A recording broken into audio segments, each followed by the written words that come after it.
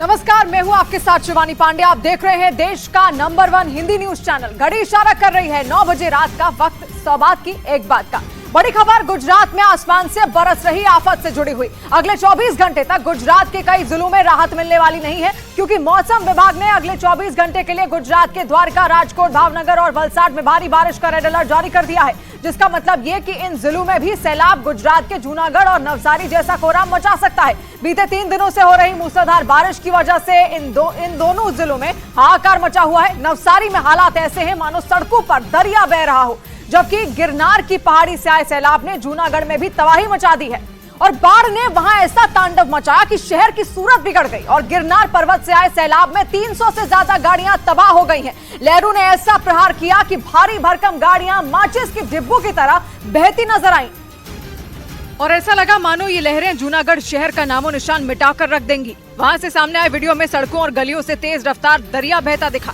पानी का बहाव इतना तेज था कि जो भी रास्ते में आया वो उसके साथ बह गया। बड़ी बड़ी गाड़ियां तिनके की तरह पानी में बहती दिखी। स्कूटर और मोटरसाइकिल तो किसी खिलौने की तरह बहते दिखे। एक गाड़ी के ऊपर 3-3 गाड़ी आ गई है। इतना पानी का फोर्स था, इधर आदमी चल नहीं सकता था, सब उपले माले पे चले गए थे। बारिश के बाद आए सैलाब ने ऐसा कोहराम मचाया कि हर तरफ तबाही के निशान दिखने लगे। सैलाब की वजह से गाड़ियां एक दूसरे पर चढ़ गई, जिससे कई जगह सड़कें बंद हो गई। तेज बहाव में टक्कर की वजह से गाड़ियों को भारी नुकसान भी हुआ। एक अनुमान के मुताबिक जूनागढ़ में बाढ़ प्रभावित इलाकों में 300 से ज्यादा कारें पूरी तरह बर्बाद हो गईं। और गुजरात के सिर पर मंडराता ये खतरा टला नहीं है, क्योंकि मौसम विभाग ने अगले 24 घंटों में वहां के कई जिलों में भारी बारिश का अलर्ट जारी कर दिया है। हालांकि बीते 3 दिनों से हो रही मूसलाधार बारिश ने गुजरात के कई जिलों में भयानक तबाही मचाई और ऐसा लगा कि गुजरात के शहरों में सुनामी आ गई हो। गुजरात के कई शहरों में मटमैले पानी का कब्जा दिखाई दिया। 3 दिनों से गुजरात में लगातार हो रही भीषण बारिश ने कुछ इलाकों में तो मानो प्रलय ला दी। जूनागढ़ और नवसारी में सैलाब ने सबसे ज्यादा कोहराम मचाया। इस बीच मौसम विभाग ने अगले 24 घंटे के लिए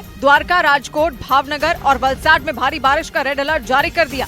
एक्सट्रीमली हैवी रेनफॉल भी हमने गुजरात रीजन में दे रखा है। गुजरात के मुख्यमंत्री भूपेंद्र पटेल ने हालात की समीक्षा के लिए एक बैठक की और आपदा प्रबंधन से जुड़े विभागों को अलर्ट कर दिया। और इस बीच गुजरात के राजकोट से हैरान करने वाला एक वीडियो सामने आया और वहां पर उफान मारती नदी में एक आदमी फंस गया, जिसके बाद उस आदमी की जान मुश्किल में पड़ गई, क्योंकि वो आदमी पानी के तेज बहाव के बीच उस नदी को पार करने की कोशिश कर रहा था, जिसका खामियाजा भी उसे भुगतना पड़ा, क्योंकि इलाके में भारी बारिश के बाद नदी में पानी का बहाव बढ़ गया, जिसका नतीजा ये हुआ कि वो सैलाब के बीच फंस गया। हालांकि वहां मौजूद लोगों की नजर जैसे ही उस पर पड़ी तो उन लोगों ने सूझबूझ से उस आदमी की जान बचा ली। वहीं गुजरात के जामनगर में भी भारी बारिश ने जमकर कहर बरपाया और वहां से सामने आए एक वीडियो में पूरा शहर सैलाब की गिरफ्त में नजर आया। वहां हो रही लगातार बारिश की वजह से जामनगर पानी पानी हो गया, जिसमें वहां का प्रसिद्ध खोडियार मंदिर सैलाब में डूबा नजर आया। बताया गया कि गुजरात के ऊपरी इलाकों में हो रही लगातार बारिश की वजह से वहां बहने वाली रंगमती नदी उफना गई, जिसके बाद उसके सैलाब ने जामनगर में तबाही मचा दी और नदी का पानी तेज बहाव के साथ किनारों को तोड़ता हुआ रिहायशी इलाके में भरने लगा और देखते ही देखते उस सैलाब ने पूरे जामनगर को अपने आगोश में समेट लिया। उफनती नदी की वजह से वहां के कई एकड़ खेत बाढ़ के पानी में समा गए। उधर हिमाचल प्रदेश के कई इलाकों में हुई भीषण बारिश लोगों के लिए परेशानी का सबब बन गई है। शिमला में भारी बारिश की वजह से आफत आ गई, जिसका एक खौफनाक वीडियो भी सामने आया, जिसमें पहाड़ का मलबा पानी के साथ तेजी से सड़कों पर बहता दिखा और इस मलबे में कई गाड़ियां डूबी हुई नजर आईं। मलबा पानी के साथ इतनी तेजी से बह रहा था मानो सड़क पर कोई नदी उतर आई हो। वहां आसमान से आफत के रूप में हुई बारिश ने कई इलाकों को पूरी तरह डुबो दिया। बारिश के पानी ने सड़कों और निचले इलाकों पर कब्जा कर लिया। सबसे बुरा हाल तो कलौटी इलाके का हुआ। वहाँ भारी बारिश की वजह से कई गाड़ियां या तो पूरी तरह डूब गयी या फिर बहकर दूर चली गयी। हालांकि इसकी जानकारी मिलने के बाद मौके पर प्रशासन की टीम पहुँच गयी, जिसके बाद सड़क पर से मलबा हटाने का काम शुरू कर दिया गया। और हिमाचल प्रदेश में एक बार फिर भारी बारिश का खतरा मंडराने लगा। मौसम विभाग ने वहां के कई जिलों में अगले 6 दिनों में भारी बारिश से बहुत भारी बारिश का अलर्ट जारी किया है, जिसका मतलब ये है कि आने वाले 6 दिनों में आसमान से एक बार फिर आफत बरसेगी। हालांकि बीते करीब 1 महीने से हिमाचल प्रदेश में हुई मूसलाधार बारिश ने ऐसी तबाही मचाई कि कई इलाकों में कोहराम मच गया। इमारतें मलबे में तब्दील हो गई तो पुल और सड़कें सैलाब में बह गए। इस बीच मौसम विभाग ने एक बार फिर वहां भीषण बारिश का अलर्ट जारी कर दिया। मौसम विभाग ने शिमला और सोलन समेत कई जिलों में भारी बारिश की संभावना जताई, जिसका मतलब ये कि पहले से ही भारी बारिश की मार झेल रहे हिमाचल प्रदेश के इन इलाकों में लोगों की मुश्किलें एक बार फिर बढ़ सकती हैं। मौसम विभाग के मुताबिक जुलाई महीने में सामान्य से करीब 109% ज्यादा बारिश हुई, जिसकी वजह से आई बाढ़ में 158 से ज्यादा लोगों की जान चली गई, जबकि 189 लोग घायल हुए। इस बीच हिमाचल प्रदेश के कुल्लू में मौजूद मलाड़ा बांध के गेट में आई खराबी से बड़ी तबाही की आशंका जताई गई है और ऐसा इसलिए क्योंकि वहां पर पानी का स्तर लगातार बढ़ने के बावजूद बांध के गेट समय से नहीं खुल पाए, जिसका नतीजा ये हुआ कि मलाड़ा बांध के ऊपर से सैलाब बहने लगा। वहां पानी का बहाव इतना खतरनाक दिखा कि आसपास के इलाकों में दहशत फैल गई, क्योंकि इस बांध के गेट खुल ही नहीं पाए, जबकि आमतौर पर पानी का स्तर बढ़ने पर ये गेट खोल दिए जाते हैं ताकि वहां पानी न रुके और आगे की तरफ बह सके। लेकिन तकनीकी खराबी की वजह से ऐसा नहीं हो पाया, जिससे वहां के हालात भयानक हो गए, क्योंकि पानी के भारी दबाव की वजह से बांध के टूटने का खतरा बढ़ गया। संभावना को देखते हुए हम लो लाइंग एरियाज को ऑलरेडी इवैक्यूएट कर रहे हैं। इस खतरे को देखते हुए बांध के आसपास लोगों को अलर्ट भी कर दिया गया। प्रशासन ने भरोसा दिया कि जल्द ही बांध के गेट में आई खराबी दूर कर ली जाएगी। इधर दिल्ली में यमुना का जलस्तर एक बार फिर खतरे के निशान के ऊपर पहुंच गया और बताया गया कि उत्तराखंड और हिमाचल प्रदेश के कई हिस्सों में लगातार हो रही भारी बारिश के बाद हथिनीकुंड बैराज से एक बार फिर पानी छोड़ा गया, जिसकी वजह से यमुना नदी का जलस्तर एक बार फिर आफत बन गया। कुछ दिनों पहले यमुना नदी में आई बाढ़ से दिल्ली अभी तक संभली भी नहीं थी कि एक बार फिर बाढ़ का खतरा मंडराने लगा, क्योंकि यमुना नदी का जलस्तर 206.56 मीटर तक पहुंच गया है, जो खतरे के निशान से ऊपर बताया गया। ऐसे में यमुना नदी के आसपास के निचले इलाकों पर एक बार फिर बाढ़ का संकट बढ़ने लगा। दिल्ली की तरफ बढ़ रहा है, जो कि हरियाणा और दिल्ली के निचले इलाकों के लिए मुसीबतें बढ़ाने का भी काम कर रहा है। बताया गया कि हथिनीकुंड बैराज से यमुना नदी में 2 लाख क्यूसेक से ज्यादा पानी छोड़ा गया, जिसे देखते हुए ये अनुमान लगाया जा रहा है कि यमुना नदी का जलस्तर 207 मीटर तक पहुंच सकता है। लेकिन जैसे ही यमुना नदी का जलस्तर बढ़ा, प्रशासन और अलर्ट हो गया, जिसके बाद यमुना किनारे बसे निचले इलाकों को खाली करने का आदेश जारी कर दिया गया, क्योंकि यमुना नदी के बढ़ते जलस्तर के साथ निचले इलाकों में बाढ़ का खतरा भी बढ़ गया, जिसे देखते हुए प्रशासन की अलग अलग टीमों ने यमुना नदी में गश्त बढ़ा दी और वहाँ रहने वाले लोगों के लिए अनाउंसमेंट की गई, कृपया करके यमुना किनारे बिल्कुल न आए और लोगों को नदी के किनारों से दूर रहने की सलाह दी गई, ताकि किसी भी तरह के नुकसान से बचा जा सके। हालांकि प्रशासन के अलर्ट करने के बावजूद कुछ लोग नदी के किनारे घूमते दिखाई दिए, जिन्हें वहां से हटने के लिए कहा गया, क्योंकि यमुना नदी का जलस्तर खतरे के निशान से ऊपर बह रहा है। ऐसे में दिल्ली पर एक बार फिर बाढ़ का खतरा मंडरा रहा है। इधर पहाड़ खिसकने की वजह से उत्तराखंड के उत्तरकाशी जिले में हाहाकार मच गया। बारिश के बाद पहाड़ खिसकने से यमुनोत्री हाईवे पर खतरा बढ़ गया, क्योंकि पहाड़ से आए मलबे की वजह से कई जगह हाईवे बंद हो गए, जिससे हजारों यात्री रास्ते में फंस गए और उनकी परेशानी कई गुना बढ़ गई। वहां से सामने आए एक वीडियो में पहाड़ से पत्थर के बड़े बड़े टुकड़े गिरते हुए नजर आए। ऐसा लगा मानो वहां पत्थरों की बारिश हो रही हो। पत्थरों के गिरने के साथ ही वहां धूल का गुबार भी उठता दिखा। वहां मौजूद एक यात्री ने अपने मोबाइल कैमरे में पहाड़ गिरने की इस घटना को रिकॉर्ड कर लिया। उत्तरकाशी से आए एक दूसरे वीडियो में यमुनोत्री हाईवे पर पहाड़ से आया मिट्टी का मलबा बिखरा दिखा, जबकि मिट्टी खोदने वाली मशीन के साथ कुछ लोग हाईवे से कीचड़ और मलबा हटाते हुए दिखे। उत्तरकाशी के डाबरकोट में मलबा आने की वजह से यमुनोत्री हाईवे को खोला नहीं जा सका। इस बीच उत्तराखंड के बद्रीनाथ से दिल दहला देने वाला एक वीडियो सामने आया। वहां पर भारी बारिश की वजह से पहाड़ का एक बड़ा हिस्सा खिसक कर सड़क पर आ गिरा। गनीमत यह रही कि इस घटना में किसी को कोई नुकसान नहीं पहुंचा, लेकिन जिस किसी ने भी इसे देखा उसकी रूह कांप गई। रोंगटे खड़े कर देने वाली इस घटना का जो वीडियो सामने आया, उसमें पहाड़ का एक बड़ा हिस्सा टूटकर सड़क पर गिरता दिखाई दिया। देखकर ऐसा लगा जैसे पूरा का पूरा पहाड़ ही नीचे आ गया हो। इस घटना से पहले वहां कुछ लोग खड़े दिखाई दिए। इस दौरान पहाड़ से छोटे छोटे पत्थर और मिट्टी गिरती रही, जिसे देखकर लोगों को ये एहसास हो गया था कि पहाड़ दरकने वाला है, और हुआ भी कुछ ऐसा ही, जिसके बाद बद्रीनाथ हाईवे को बंद कर दिया गया। वहीं जमीन खोदने वाली मशीन के जरिए मलबे को सड़क से हटाया गया। वहीं उत्तराखंड के पिथौरागढ़ से हैरान कर देने वाला एक वीडियो सामने आया, जिसमें जाकुला नदी में एक गाय फंसी हुई नजर आई। घटना की जानकारी मिलने के बाद पुलिस की एक टीम के साथ कई लोग वहां पर पहुंच गए। इसके बाद रेस्क्यू ऑपरेशन चलाकर उस गाय को नदी से बाहर निकाला गया। रेस्क्यू ऑपरेशन का जो वीडियो सामने आया, उसमें जाकुला नदी में वो गाय फंसी नजर आई, जिसे कुछ लोग रस्सी के सहारे पानी की तेज धार से बाहर निकालने की कोशिश करते दिखे।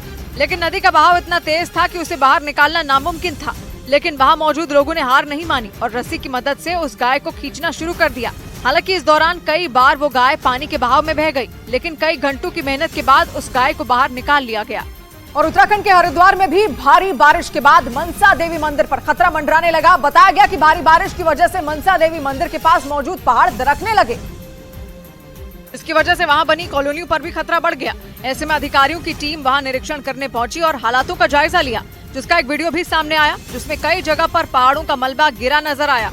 बताया गया कि पिछले 10 दिनों में 6 बार वहां का पहाड़ दरक चुका है, जिसका मलबा गिरने से वहां के रेलवे को भारी नुकसान हुआ। हालांकि ये पहली बार नहीं हुआ जब वहां की पहाड़ियों से मलबा गिरा हो, लेकिन पिछले सालों के मुकाबले इस बार ज्यादा मलबा गिरा, जिसकी वजह से प्रशासन की टेंशन बढ़ गई और वो वहां हालातों का जायजा लेने पहुंचे।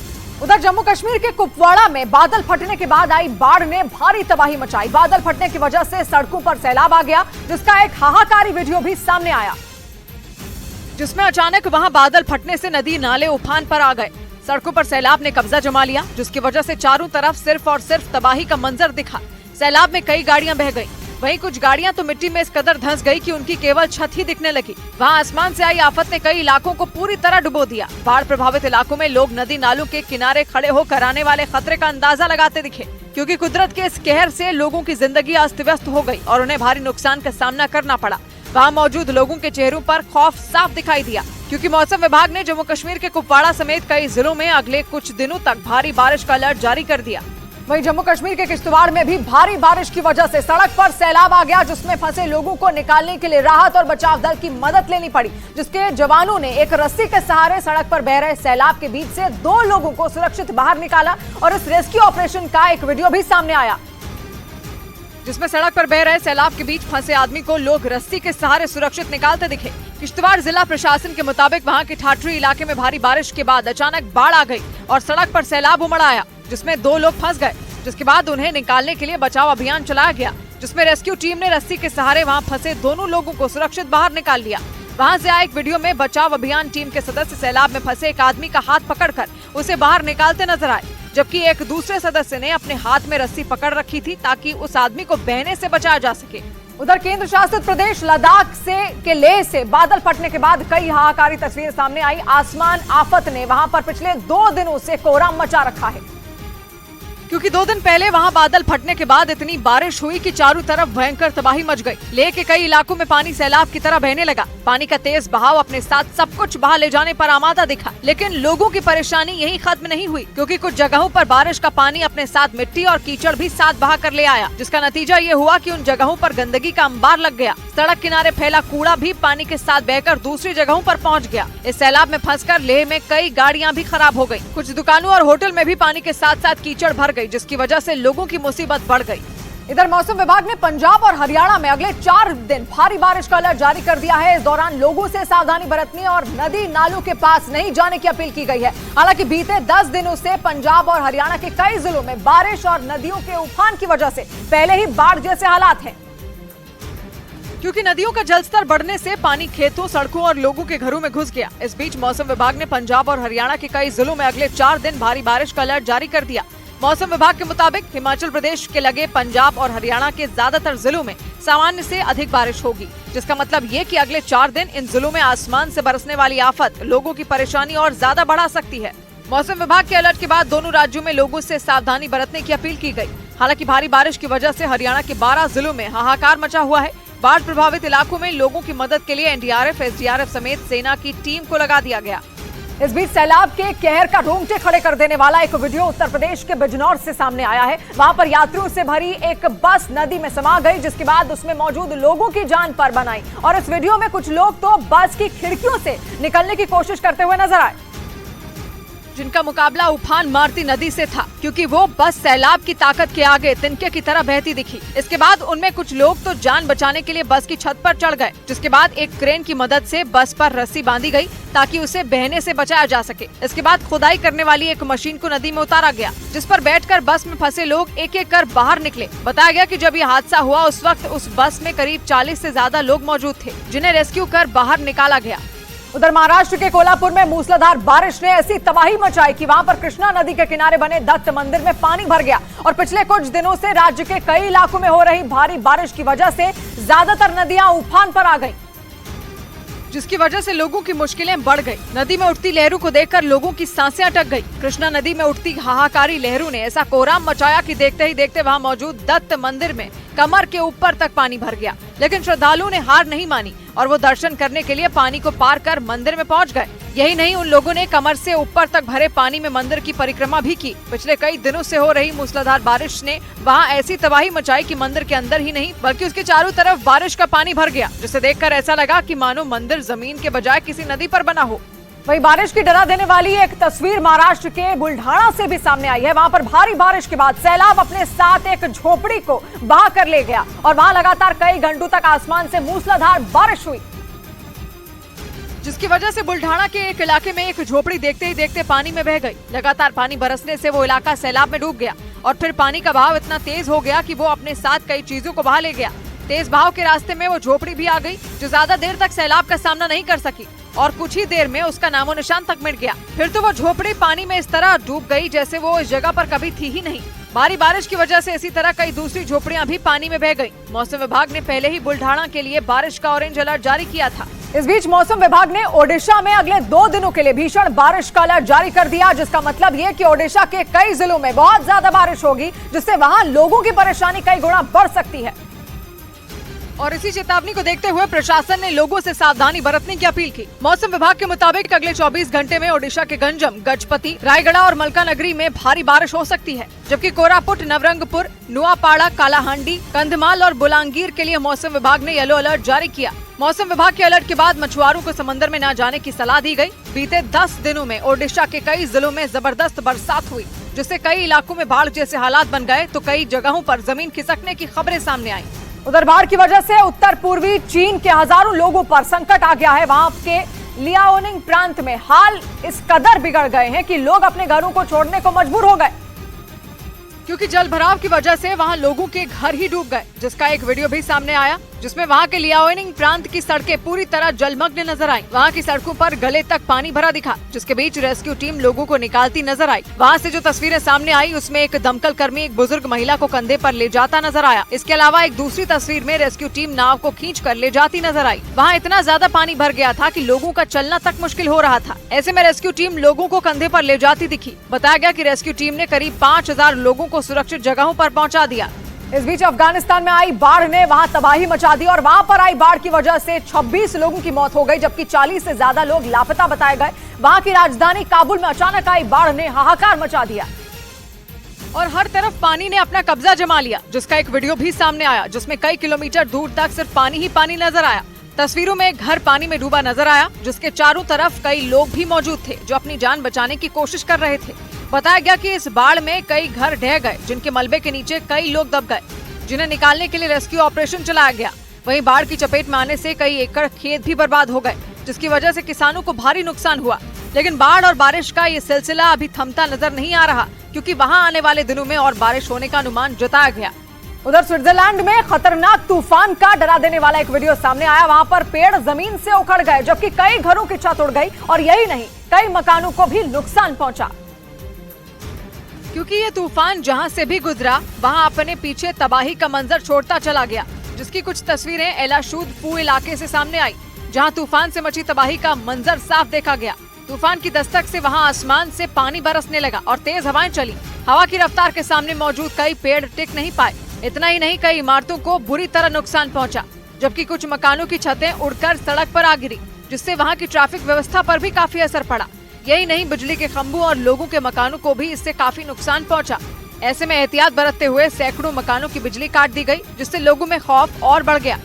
इस बीच कनाडा के कई हिस्से भीषण बाढ़ से बेहाल हो गए हैं। वहां के नोवा स्कोशिया में बाढ़ से इस कदर तबाही मचाई कि कई इलाके पूरी तरह जलमग्न हो गए, जिसका एक वीडियो भी सामने आया, जिसमें नोवा स्कोशिया शहर की सड़कों पर खड़ी गाड़ियां पूरी तरह पानी में डूबी नजर आईं। इसके अलावा कई इलाकों से सड़कें धंसने की तस्वीरें भी सामने आई, जिन्हें देखकर अंदाजा लगाया जा सकता है कि वहां भारी बारिश और तूफान से कितना नुकसान हुआ। बताया गया कि वहां भारी बारिश की वजह से 4 लोग लापता हो गए, जो अपनी गाड़ी से सफर कर रहे थे। तभी अचानक आई बाढ़ में उनकी गाड़ी बह गई। वहीं भारी बारिश और तूफान की वजह से कई सड़कें भी बंद हो गई, जिसकी वजह से लोगों को काफी दिक्कतों का सामना करना पड़ा। इधर खुफिया एजेंसियों के सूत्रों के हवाले से खबर है कि भारत की नागरिकता पाने के लिए पाकिस्तान से आई सीमा हैदर ने सचिन को मोहरा बनाया, और ये शक इसलिए जताया गया क्योंकि सीमा की बच्चों के साथ पाकिस्तान से प्यार के लिए भारत आने की थ्योरी जांच एजेंसियों को गले नहीं उतर रही, और इसी वजह से खुफिया एजेंसियों की नजर उनसे नहीं हट रही। सूत्रों के मुताबिक खुफिया एजेंसियों को शक है कि सीमा हैदर प्यार की आड़ में उनके प्रेमी बताए जा रहे सचिन मीणा का इस्तेमाल कर रही हैं।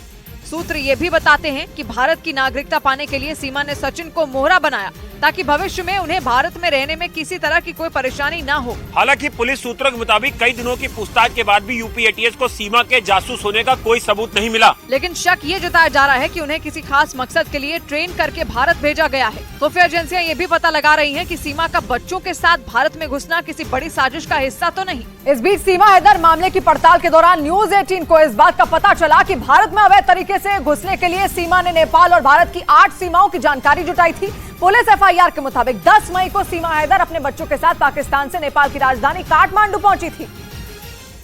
और पुलिस सूत्रों का दावा है कि 13 मई को सीमा हैदर नेपाल से उत्तर प्रदेश के सिद्धार्थनगर बॉर्डर से भारत में दाखिल हुई थी। और जब न्यूज 18 की टीम ने सीमा के नेपाल के भारत में आने की पड़ताल शुरू की तो हैरान कर देने वाली जानकारी सामने आई। उससे पहले उसने तकरीबन 8 बॉर्डर की ऐसी जानकारी जुटाई थी जिसके जरिए वो पता लगा सके कि वो किस रास्ते से भारत में दाखिल होगी। सीमा ने जिन 8 बॉर्डर की जानकारी जुटाई थी उनमें उत्तर प्रदेश के महाराजगंज का सोनौली और सिद्धार्थनगर का साका बॉर्डर के साथ उत्तराखंड के चंपावत जिले का बनबसा बॉर्डर शामिल है। इसी तरह बिहार के मोतिहारी जिले का रक्सौल, सीतामढ़ी बॉर्डर और अररिया जिले का जोगबनी बॉर्डर भी हैं। इसके अलावा पश्चिम बंगाल के दार्जिलिंग का काकरभिट्टा बॉर्डर और सिलीगुड़ी बॉर्डर की भी उन्होंने जानकारी जुटाई थी। और सीमा हैदर मामले की पड़ताल के दौरान न्यूज 18 की टीम ने भारत नेपाल मैत्री बस सेवा के एक अधिकारी से बातचीत की जिन्होंने सीमा हैदर के भारत में अवैध तरीके से दाखिल होने पर जांच की मांग की। उन्होंने ये भी शक जताया कि सीमा ने किसी की मदद से बॉर्डर पार किया होगा जिसे इस बात की पूरी जानकारी होगी कि किस बॉर्डर पर कितनी चेकिंग होती है। क्योंकि मैत्री बस सेवा के जरिए नेपाल और भारत के अलावा किसी तीसरे देश का कोई नागरिक बिना वीजा के दाखिल नहीं हो सकता, लेकिन इसके बावजूद सीमा भारत में दाखिल हो गई। मामले की पड़ताल के लिए न्यूज 18 की टीम नेपाल के पोखरा पहुंची, जहां उन्होंने भारत नेपाल मैत्री बस सेवा के अधिकारी टीकाराम से बातचीत की। उनके मुताबिक पोखरा में बस में सवार होने वाले सभी यात्रियों की जानकारी ली जाती है। इसके बाद यात्रियों की लिस्ट उस बॉर्डर पर भेजी जाती है जहाँ से बस को जाना है। वहाँ SSB के जवान हर यात्री की जाँच करते हैं। थर्ड कंट्री का अगर कोई व्यक्ति होगा तो उसको SSB के चेक करने के बाद फिर आगे जाके एप्लीकेशन है, वहाँ उसको पासपोर्ट या उसका वीजा दिखाना पड़ेगा। टीकाराम का दावा है कि उत्तर प्रदेश के सिद्धार्थनगर के साका बॉर्डर पर लोगों की चेकिंग कम होती है और इसी का फायदा उठाकर सीमा वहाँ से भारत में आसानी से दाखिल हो गयी। और नेपाल के पोखरा में न्यूज 18 की पड़ताल के दौरान ये पता चला कि पाकिस्तान से आई सीमा हैदर ने भारत में दाखिल होने के लिए वहाँ खुद को भारतीय नागरिक बताया था। खुफिया एजेंसी के सूत्रों के मुताबिक अपने बच्चों के साथ सीमा भारत और नेपाल के बीच चलने वाली सृष्टि बस सर्विस से भारत आई थी। और न्यूज 18 की पड़ताल में ये बात पता चली कि बस पकड़ने के लिए सीमा हैदर 12 मई को नेपाल की राजधानी काठमांडू से पोखरा पहुंची थी, लेकिन आरोप है कि बस में बैठने से पहले उन्होंने सृष्टि बस सर्विस को अपनी गलत जानकारी दी थी। बस के स्टाफ के मुताबिक सीमा ने खुद को भारत का नागरिक बताया था। हमने पूछा आपके पास इंडियन आईडी है, उन्होंने बोला हाँ इंडियन आईडी और बैठ गई, चली गई। मतलब झूठ बोल गई? झूठ बोली, क्या बोली वो हमें तो मालूम नहीं है। जिस बस में सीमा सवार हुई थी वो नेपाल के पोखरा से उत्तर प्रदेश के सिद्धार्थनगर से भारत नेपाल बॉर्डर पार करके लखनऊ आगरा होते हुए दिल्ली पहुंची थी। न्यूज 18 की पड़ताल में ये भी पता चला कि बस में उन्होंने 4 सीटें बुक करवाई थी और बस पर चढ़ने के दौरान उन्होंने 12,000 रुपए दिए थे। और नेपाल में न्यूज 18 की पड़ताल के दौरान ये जानकारी भी सामने आई कि बॉर्डर पर होने वाली चेकिंग से बचने के लिए सीमा हैदर ने नेपाल की राजधानी काठमांडू की जगह पोखरा से भारत के लिए बस ली थी, जबकि नेपाल से भारत जाने के लिए काठमांडू से सीधी बस सर्विस मिलती है। लेकिन इसके बाद भी सीमा हैदर ने भारत में घुसने के लिए काठमांडू से बस नहीं ली। न्यूज 18 की पड़ताल में ये बात पता चली कि काठमांडू से सीधी बस सर्विस होने के बावजूद सीमा हैदर ने वहां से 210 किलोमीटर दूर पोखरा से भारत जाने वाली बस को चुना, जहां पहुंचने के लिए उन्हें करीब 8 घंटे का सफर तय करना पड़ा। खुफिया एजेंसियों के सूत्रों का कहना है कि सीमा को काठमांडू के बस पार्क स्टैंड से ही पोखरा आने के लिए कहा गया था। काठमांडू से उसने एक बस ली रात को और उस बस के सहारे वो जैसे तैसे पोखरा तक पहुंची। खुफिया एजेंसियों को शक है कि उन्हें इस बात की जानकारी थी कि अगर वो काठमांडू से बस लेती हैं, तो वो बॉर्डर पर पकड़ी जाएंगी। न्यूज 18 की पड़ताल में ये भी पता चला कि सृष्टि बस सर्विस की तरफ से व्हाट्सएप पर उन्हें लोकेशन भेजी गई थी। इस बीच सीमा हैदर मामले की जांच के दौरान यूपी एटीएस की टीम ने उत्तर प्रदेश के बुलंदशहर से पवन मीणा और पुष्पेंद्र मीणा नाम के 2 भाइयों को हिरासत में ले लिया। जन सेवा केंद्र चलाने वाले इन दोनों भाइयों पर सीमा हैदर का फर्जी आधार कार्ड बनाने का आरोप है, क्योंकि सूत्रों के मुताबिक पुलिस को सीमा के पास से 3 आधार कार्ड मिले थे। आरोप है कि आधार कार्ड बनवाने के लिए फर्जी दस्तावेज का इस्तेमाल किया गया। पुलिस की एफआईआर के मुताबिक करीब 1.5 महीने तक सीमा हैदर अबूपुरा में सचिन के साथ किराए के मकान में रह रही थी। और सूत्र बताते हैं कि इस दौरान सचिन ने सीमा का फर्जी तरीके से बुलंदशहर के एक जनसेवा केंद्र से आधार कार्ड बनवाया था। आरोप है कि जनसेवा केंद्र चलाने वाले पुष्पेंद्र और पवन ने सचिन मीणा के आधार कार्ड और दूसरे दस्तावेजों में छेड़छाड़ की थी। इसका पता चलते ही यूपी एटीएस की टीम ने जनसेवा केंद्र चलाने वाले पुष्पेंद्र और पवन को हिरासत में ले लिया। वहीं सऊदी अरब में रह रहे सीमा हैदर के पति गुलाम हैदर ने भारत सरकार से उनके 4 बच्चों को वापस पाकिस्तान भेजने की अपील की। उन्होंने ये भी आरोप लगाया कि उनके नाबालिग बच्चों का जबरन धर्म परिवर्तन करवाया जा रहा है। जबकि सीमा हैदर का दावा है कि उनके बच्चे गुलाम हैदर को अपना पिता मानते ही नहीं। कुछ रोज पहले ही सीमा हैदर ने गुलाम हैदर पर उनके और उनके बच्चों के साथ मारपीट और बुरे बर्ताव का आरोप लगाया था, जबकि गुलाम हैदर ने सीमा पर धोखा देने और जबरन बच्चों को भारत ले जाने का आरोप मढ़ा। इसीलिए उन्होंने भारत सरकार से अपने बच्चों को पाकिस्तान वापस भेजने की अपील की। मैं मोदी सरकार को और योगी सरकार को रिक्वेस्ट करता हूँ प्लीज, ताकि मेरे बच्चों को वापस किया जाए। गुलाम हैदर ने उनके बच्चों का जबरन धर्म परिवर्तन करवाने और सीमा हैदर पर उन्हें टॉर्चर करने का भी आरोप लगाया। उनका दावा है कि सीमा भारत जाकर बुरी तरह फंस चुकी हैं और मीडिया के सवालों से बचने के लिए वो बीमार होने का ड्रामा कर रही हैं। उधर इजराइल में 7 महीने से जारी कोहराम के बीच अमेरिका की अपील के बावजूद इजराइल की संसद ने न्यायपालिका के अधिकार कम करने वाले बिल को पास कर दिया है और इजराइल के लोगों का यह मानना है कि उनकी सरकार इस बिल के जरिए जजों को अपनी मुट्ठी में करना चाहती है और इसीलिए वो लगातार सड़कों पर उतर रहे हैं, मगर उनका विरोध सरकार को झुका नहीं पाया। जबकि सुबह से ही हजारों प्रदर्शनकारियों का हुजूम इजराइल की संसद के पास एक सड़क पर तंबू गाड़ कर बैठा नजर आया। कोई प्रदर्शनकारियों को उनकी जगह से हिला न सके, इसलिए वो सड़कों पर लेट गए। पुलिस को उन्हें घसीटकर सड़क से हटाना पड़ा। एक रात पहले भी प्रदर्शनकारी ड्रम बाजे लेकर यरूशलेम की सड़कों पर उतरे दिखे। पुलिस ने उन पर कई गैलन पानी बरसा दिया, मगर प्रदर्शनकारी टस से मस नहीं हुए। वो पुलिस के सामने ही गाते दिखे। लोगों को काबू में करने के लिए इजराइल की पुलिस को घोड़ों पर सवार होकर सड़क पर उतरना पड़ा। इस बीच दक्षिण अमेरिका के देश पेरू में एक बार फिर सरकार विरोधी प्रदर्शन तेज हो गए। राजधानी लीमा में सैकड़ों लोग सड़क पर उतर आए, जहां पर उनकी पुलिस वालों से झड़प हो गई, जिसके बाद वहां हालात काफी खराब हो गए। वहां राष्ट्रपति के विरोध में मार्च निकाल रहे लोगों को जब पुलिस वालों ने रोकने की कोशिश की तो उन प्रदर्शनकारियों ने पुलिस पर ही हमला कर दिया। इन हालात में पुलिस ने प्रदर्शनकारियों पर काबू पाने के लिए उन पर आंसू गैस के गोले दागे, लेकिन वो लोग तब भी वहां से तितर बितर होने के लिए तैयार नहीं दिखे। लेकिन पुलिस वाले भी टस से मस नहीं हुए। उन्होंने गुस्साए लोगों को वहां से हटाने की पूरी कोशिश की, लेकिन पेरू की सरकार के विरोध में उतरे लोगों का गुस्सा शांत होने के बजाय बढ़ता चला गया और राष्ट्रपति के इस्तीफे की मांग पर प्रदर्शनकारी सड़कों पर हंगामा करते रहे। इधर महाराष्ट्र के नासिक से दिल दिला देने वाला एक वीडियो सामने आया, जिसमें एक तेंदुआ रिहायशी इलाके में घूमता हुआ दिखा और वो एक आदमी पर हमला करता हुआ नजर आया, जिससे वो आदमी गंभीर रूप से घायल हो गया। और उस तेंदुए के हमले की ये पूरी घटना नासिक रोड इलाके में लगे सीसीटीवी कैमरे में भी रिकॉर्ड हुई, जिसमें वो आदमी सड़क पर पैदल चलता दिखाई दिया। तभी सड़क के दूसरी तरफ से तेजी से दौड़कर आए उस तेंदुए ने उस आदमी पर हमला कर दिया, जिससे वो आदमी उछलकर सड़क के किनारे जा गिरा। तभी वहां से गुजर रहे कार सवार ने वहां पर अपनी गाड़ी रोकी तो तेंदुआ उस आदमी को छोड़कर भाग गया। इस हमले में वो आदमी गंभीर रूप से घायल हो गया। बताया गया कि उस इलाके में कई तेंदुए घूम रहे हैं और वहां की एक रिहायशी कॉलोनी में लगे कई सीसीटीवी कैमरों में तेंदुआ दिखा। उधर चंडीगढ़ में आम आदमी पार्टी के विधायक अमोलक सिंह का ट्रैफिक पुलिस से बहस करने का वीडियो सोशल मीडिया पर वायरल हो गया। अमोलक सिंह पंजाब के फरीदकोट की जैतू विधानसभा सीट से विधायक हैं, जिन पर ट्रैफिक पुलिस वाले से बहस करने का आरोप लगा। इस घटना का एक वीडियो भी सामने आया, जिसमें आम आदमी पार्टी के विधायक अमोलक सिंह और ट्रैफिक पुलिस के बीच सड़क पर ही बहसबाजी होती नजर आई। की गाल गड्डी तो की गलत बोलिया सर की बोलिया। इस वीडियो में ट्रैफिक पुलिस वाला विधायक से खुद को ऑन ड्यूटी बताता सुनाई दिया, जिस पर शुरू हुई बहस इतनी बिगड़ गई कि अमोलक सिंह ने उसका मोबाइल छीन कर फेंक दिया। बताया गया कि इस बहसबाजी का वो पुलिस वाला वीडियो बना रहा था, जिस पर अमोलक सिंह आपे से बाहर हो गए। बाद में उन्होंने आरोप लगाया कि पुलिस ने जानबूझकर सड़क पर रोककर उन्हें और उनकी पत्नी को परेशान किया। इधर दिल्ली से हैरान कर देने वाला एक वीडियो सामने आया, जिसमें एक ट्रैफिक पुलिसकर्मी एक विदेशी नागरिक से पैसा लेता हुआ दिखा और आरोप है कि उस पुलिस वाले ने उस विदेशी नागरिक से चालान के नाम पर 5,000 रुपए ले लिए। इसका एक वीडियो सामने आया जो उस विदेशी नागरिक की कार में लगे कैमरे में रिकॉर्ड हो गया, जिसमें वो पुलिस वाला उस विदेशी नागरिक की गाड़ी रोकता दिखा और ट्रैफिक नियम को तोड़ने का हवाला देता नजर आया। उस वीडियो में वो पुलिसकर्मी चालान के नाम पर उस विदेशी नागरिक से 5,000 रुपए जुर्माना देने का जिक्र करता दिखा और बदले में उसे कोई रसीद भी नहीं दी। दिल्ली पुलिस के मुताबिक मामला करीब 1 महीने पुराना है। वीडियो वायरल होने के बाद आरोपी पुलिसकर्मी को सस्पेंड कर दिया गया और जाँच शुरू कर दी।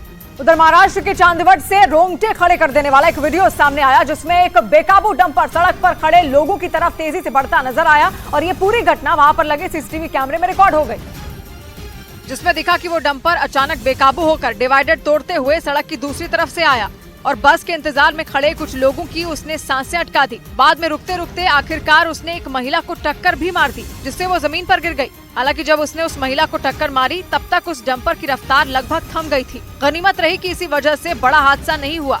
इससे पहले उस डंपर को सड़क की दूसरी तरफ से आता देख वहां पर खड़े लोगों में भगदड़ मच गई।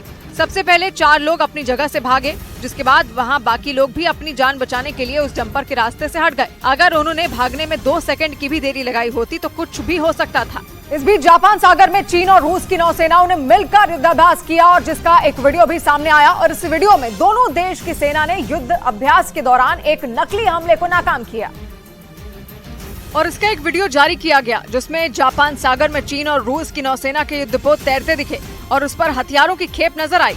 वहीं एक और वीडियो सामने आया जिसमें लड़ाकू विमान आसमान में उड़ान भरते नजर आए और अपनी ताकत का प्रदर्शन करते दिखे। नॉर्थ इंटरैक्शन 2023 नाम से ये युद्ध अभ्यास किया गया जिसमें दोनों ही देशों की नौसेना के जवानों ने आसमान में उड़ते एक पैराशूट को निशाना बनाया और इस युद्धाभ्यास के जरिए रूस और चीन ने अमेरिका को अपनी ताकत दिखाई। इधर अपने प्यार के लिए पाकिस्तान से भारत आई सीमा हैदर की ही तरफ राजस्थान के अलवर जिले की रहने वाली अंजू नाम की महिला पाकिस्तान पहुंच गई। खबर है कि सोशल मीडिया प्लेटफॉर्म फेसबुक पर अंजू की दोस्ती पाकिस्तान के खैबर पख्तूनख्वा प्रांत के रहने वाले नसरुल्लाह खान से हुई, जो वहां के एक स्कूल में टीचर हैं और दावा है कि उसके बाद उनकी दोस्ती इतनी बढ़ गई कि अंजू नसरुल्लाह से मिलने पाकिस्तान के लाहौर पहुंच गई। जबकि 2007 में ही अंजू की शादी हो चुकी है और उनके 2 बच्चे भी हैं, लेकिन दावा किया जा रहा है कि वो अपने पति और बच्चों को बताए बिना ही अपने प्रेमी से मिलने पाकिस्तान चली गई। पति अरविंद के मुताबिक उन्हें अंजू ने पाकिस्तान जाने की भनक तक नहीं लगने दी। मेरी बात हुई थी जयपुर जा रही हूँ, ठीक है। उसके बाद मेरा फोन नहीं लग रहा, तो बोली वीडियो कॉलिंग में बात हुई, ऐसे होगी। हालांकि अंजू के पति अरविंद ने ये उम्मीद जताई कि जल्द ही उनकी पत्नी पाकिस्तान से लौट आएंगी। इस बीच खबर है कि पाकिस्तान पहुंची अंजू को वहां की पुलिस ने हिरासत में ले लिया और उनसे पूछताछ की। वहीं पाकिस्तान पहुंची राजस्थान के अलवर की अंजू ने जल्द ही वहां से वापस लौटने का दावा भी किया। न्यूज़ 18 की टीम से बातचीत में अंजू ने सफाई दी और बताया कि वो पाकिस्तान में सिर्फ दोस्ती की वजह से गई है और वो जल्द ही भारत लौट आएंगी। लेकिन जब अंजू से पाकिस्तान के नसरुल्लाह से शादी पर सवाल किया गया तो उन्होंने इसे अफवाह बता दिया और दावा किया गया कि वो सिर्फ दोस्ती की वजह से पाकिस्तान आई है। ऐसा कुछ नहीं है, वो बात ये ना मैं फीमेल हूँ और सबको ही पता चला है, फेसबुक फ्रेंड है और उनकी इधर आई हो तो फिर ये बात तो बनेगी ना सर। वहीं एक वीडियो मैसेज में अंजू ने ये भी दावा किया कि वो जल्द ही पाकिस्तान से भारत लौट आएंगी। मैं यहाँ पे लीगल तरीके से आई हूँ और मैं अपनी प्लानिंग से आई हूँ। जबकि अलवर में रह रहे अंजू के पति अरविंद कुमार अपने दोनों बच्चों के साथ उनकी वापसी के इंतजार में है। इस बीच पाकिस्तान की खैबर पख्तूनख्वा प्रांत की पुलिस ने भारत से पाकिस्तान गई अंजू को लेकर दावा किया कि वो प्यार के लिए पाकिस्तान आकर बेहद खुश हैं और वो वापस नहीं जाना चाहती। राजस्थान के अलवर की रहने वाली अंजू की 15 साल की एक बेटी और 5 साल का एक बेटा है और एक दिन पहले उन्होंने अपने पति अरविंद को वीडियो कॉल कर ये बताया कि वो पाकिस्तान के लाहौर में अपने सहेली के पास हैं और 3 से 4 दिन में आ जाएंगी। लेकिन पाकिस्तान की पुलिस का दावा है कि अंजू अपने प्यार के लिए भारत से पाकिस्तान आई हैं और वो उनके प्रेमी बताए जा रहे नसरुल्लाह के साथ रहना चाहती हैं। पाकिस्तान के मीडिया के मुताबिक पूछताछ के दौरान अंजू ने बताया कि वो अपने पति से तलाक लेकर पाकिस्तान आई है और वो भारत नहीं जाना चाहती। पाकिस्तान पुलिस के हवाले से वहाँ की मीडिया ने दावा किया कि अंजू की जाँच पूरी हो चुकी है और उनके सारे दस्तावेज सही पाए गए। पाकिस्तान की मीडिया का दावा है कि भारत से आई अंजू मीडिया से भी बातचीत नहीं करना चाहती। वहीं पाकिस्तान के लाहौर पहुंची अंजू के पति अरविंद ने प्रधानमंत्री नरेंद्र मोदी से मदद की अपील की है और सरकार से गुहार लगाई कि वो पाकिस्तान की सरकार से बातचीत करके अंजू को वापस लाए, क्योंकि अंजू बिना अपने परिवार को बताए नसरुल्लाह से मिलने पाकिस्तान के लाहौर पहुंच गई। जबकि वहां पहुंचने के बाद अंजू ने अपने पति अरविंद को फोन पर बताया कि वो अपनी एक सहेली से मिलने लाहौर गई हैं। लेकिन जब अरविंद को ये खबर मिली कि Anju social media platform Facebook पर पाकिस्तान के खैबर पख्तूनख्वा प्रांत के रहने वाले नसरुल्लाह खान की वजह से वहाँ गयी तो वो उनकी वापसी की कोशिश में जुट गए। मैं गुहार लगा रहा हूँ प्रधानमंत्री से जल्द से लाना चाहिए और वैसे सरकार से बात करने के लिए। न्यूज़ 18 से बातचीत में अरविंद ने ये बताया कि पाकिस्तान से लौटने के बाद वो अंजू को अपना लेंगे। वहीं अंजू के पाकिस्तान पहुंचने के बाद राजस्थान के अलवर में जांच एजेंसियां अलर्ट हो गईं और अंजू के परिवार वालों से पूछताछ में जुट गईं। वहीं फेसबुक पर दोस्ती की वजह से अलवर से पाकिस्तान पहुंची अंजू का एक पुराना वीडियो भी सामने आया जिसमें वो पंजाब के वाघा बॉर्डर के पास दिखी। दावा यह किया गया कि अंजू वाघा बॉर्डर पार कर पाकिस्तान में गई और वहां जाने से पहले उन्होंने एक वीडियो भी बनाया और इस वीडियो में अंजू पाकिस्तान की तरफ जाने वाले रास्ते को दिखाती नजर आई। ये है पाकिस्तान एंट्री बॉर्डर। इस वीडियो में अंजू हंसती दिखी। दावा यह किया गया कि पाकिस्तान में दाखिल होने से पहले अंजू ने ये वीडियो बनाया, फिर पाकिस्तान में अपने दोस्त नसरुल्लाह खान से मिलने चली गई। इस बीच पाकिस्तान पहुंची अंजू का कनेक्शन मध्य प्रदेश के ग्वालियर से बताया गया और अंजू के पिता ग्वालियर के पास एक गांव के रहने वाले हैं और जैसे ही उनको अपनी बेटी के पाकिस्तान जाने की खबर मिली तो वो अंजू के इस फैसले पर बरस पड़े। और अंजू के पिता ने उनको लेकर एक हैरान करने वाला बयान दिया। उन्होंने पाकिस्तान जाने वाली अंजू को सनकी और मानसिक रूप से बीमार बता दिया। वो सनकी टाइप की लड़की सनकी टाइप की लड़की है, कुछ उससे मेंटली डिस्टर्ब है वो लड़की, मैं बता दूं। उनका ये भी दावा है कि उन्होंने अंजू से कई साल से कोई बातचीत नहीं की। मेरा कोई उनसे संबंध नहीं है, मैं उससे बात ही नहीं करता हूँ कभी। जानकारी के मुताबिक अंजू ने 2007 में ईसाई धर्म मानने वाले अरविंद से शादी की थी, जबकि वो खुद हिंदू थी। हालांकि बाद में उन्होंने भी अपना धर्म बदल लिया था। उधर इजराइल के मीडिया ने दावा किया कि नेतन्याहू ने ईरान को सबक सिखाने के इरादे से अपने F-35 लड़ाकू विमानों में कई बदलाव करने शुरू कर दिए। इजराइल ने ये फाइटर जेट अमेरिका से लिए हैं, जो दुश्मन पर कहर बनकर टूटने के लिए जाने जाते हैं।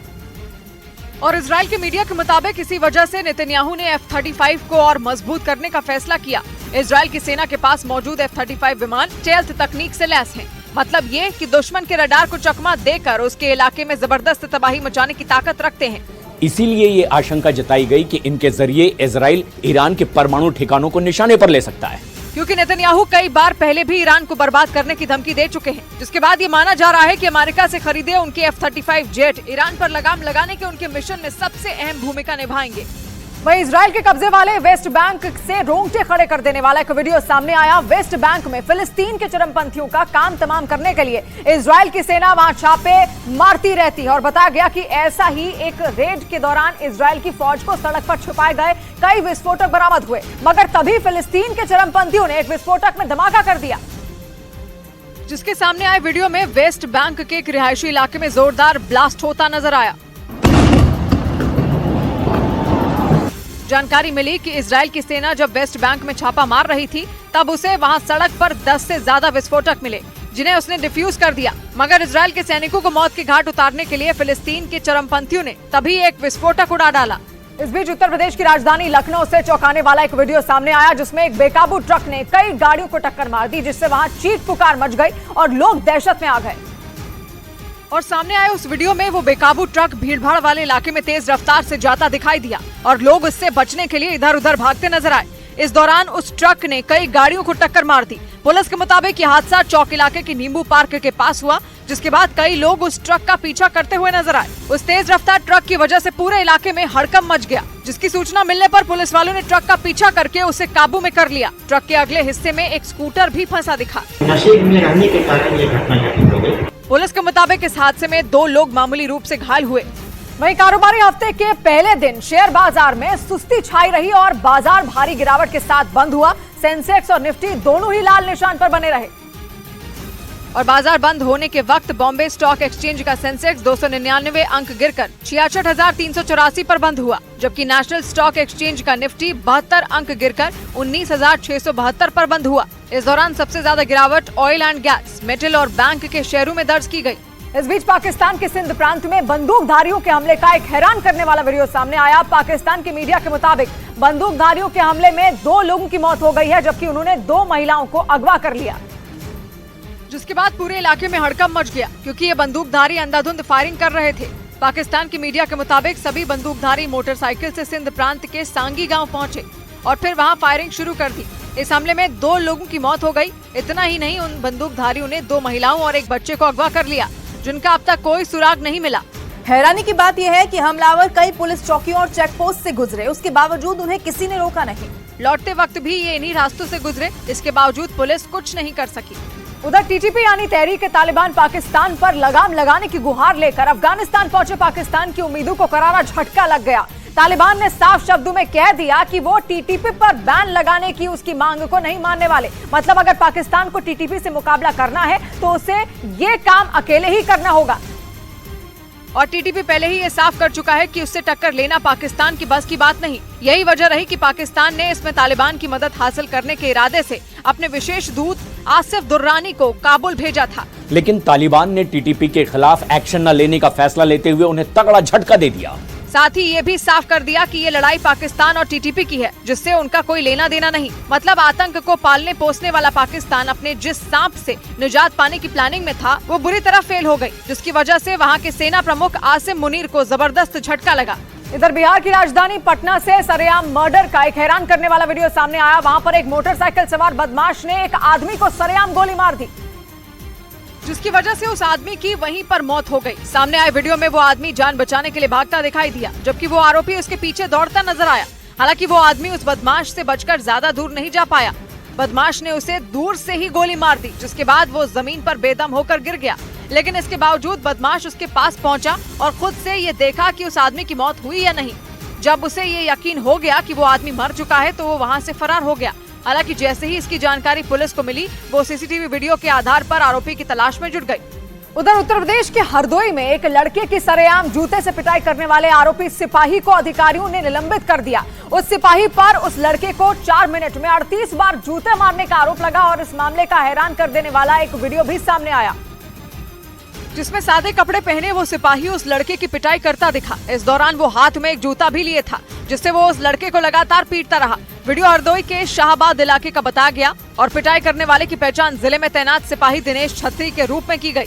पुलिस अधिकारी ने बताया कि वो लड़का वहां पर झगड़ा कर रहा था। इसी दौरान सिपाही दिनेश ने उसे रोकने की कोशिश की तो वो उससे भी भिड़ गया, जिसके बाद सिपाही ने उसकी पिटाई कर दी। तत्काल आरक्षी दिनेश छत्री को निलंबित कर दिया गया है। आरोप लगा कि आरोपी सिपाही दिनेश ने उस लड़के को 4 मिनट में 38 बार जूते मारे। इसी मामले में उसे निलंबित किया गया। वहीं उत्तर प्रदेश में अवैध तरीके से रह रहे रोहिंग्याओं के खिलाफ एक्शन लिया गया और एटीएस की टीम ने अभियान चलाकर उनको गिरफ्तार किया। उनके खिलाफ इस तरह की कार्रवाई राज्य के कई जिलों में की गई, जिसमें बांग्लादेश से अवैध रूप से भारत में घुसपैठ करने के आरोप में उनके खिलाफ अभियान चलाया गया और रोहिंग्या मुसलमानों को पकड़ने के लिए छापा मारा गया। एटीएस ने सहारनपुर, मेरठ, हापुड़, गाजियाबाद, अलीगढ़ और मथुरा में छापा मारा। इस दौरान जांच एजेंसियों ने 74 रोहिंग्या मुसलमानों को गिरफ्तार किया। बताया गया कि इन जिलों में घुसपैठ कर आए रोहिंग्या मुसलमान बड़ी संख्या में रह रहे थे। हिरासत में लिए गए रोहिंग्या मुसलमानों से एटीएस ने पूछताछ की। दावा किया गया कि जांच एजेंसी को उनसे संबंधित खुफिया जानकारी मिली, जिसके बाद पूरे राज्य में रोहिंग्या मुसलमानों के खिलाफ अभियान चलाया गया। इधर बिहार की मोतिहारी से हैरान कर देने वाला एक वीडियो सामने आया। वहां पर कुछ लोगों ने पुलिस टीम पर हमला कर दिया और ये घटना उस वक्त हुई जब पुलिस की टीम शराब तस्करों को पकड़ने पहुंची। तभी वहां मौजूद लोगों ने पुलिस की टीम को दौड़ा लिया। इस घटना का जो वीडियो सामने आया उसमें कई लोग लाठियों के साथ पुलिस वालों का पीछा करते नजर आए। कुछ दूर भागने के बाद पुलिस ने उन लोगों को रोकने के लिए हवा में फायरिंग शुरू कर दी, जिससे वहां हड़कंप मच गया। लेकिन इसके बाद भी लोग नहीं माने। काफी दूर भागने के बाद पुलिस ने उन लोगों से अपनी जान बचाई। इस घटना में पुलिस कर्मियों समेत कई लोगों को चोटें भी आईं। बाद में पुलिस ने शराब तस्करी के आरोप में एक आदमी को गिरफ्तार कर लिया। इस बीच उत्तर प्रदेश के मेरठ से मर्डर का दिल दहला देने वाला एक वीडियो सामने आया। वहां पर कुछ बदमाशों ने 2 लोगों पर गोलियों से हमला कर दिया और ये पूरी घटना वहां पर लगे सीसीटीवी कैमरे में रिकॉर्ड हो गई, जिसमें वो बदमाश जमीन पर लेटे एक आदमी पर फायरिंग करते नजर आए। इस घटना का जो वीडियो सामने आया उसमें सड़क पर एक आदमी खड़ा दिखाई दिया। तभी वहां से दूसरा आदमी भागता नजर आया, जबकि कुछ लोग उसका पीछा करते दिखाई दिए। जैसे ही वो आदमी कुछ दूरी तक दौड़ा और सड़क पर गिर गया। इसके बाद पीछा कर रहे लोगों ने उसे घेर लिया और गोलियों से हमला कर दिया। इसके बाद जो हुआ, ब्रेक के बाद